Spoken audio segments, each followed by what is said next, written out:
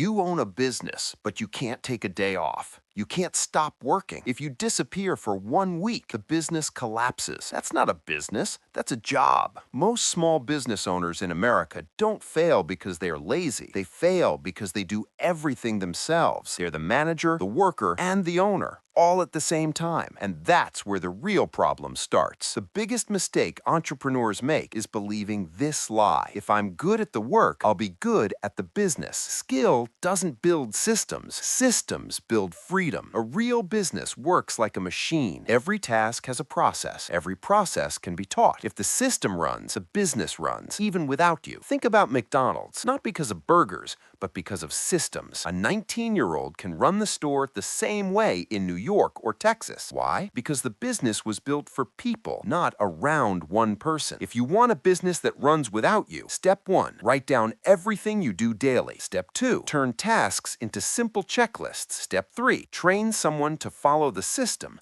not you. Don't build a job. Build a process. You don't need to work harder. You need to work smarter. A business that depends on you owns you. A business that runs on systems sets you free. If this helped you, like, subscribe, and stay with the channel. More real business wisdom coming soon.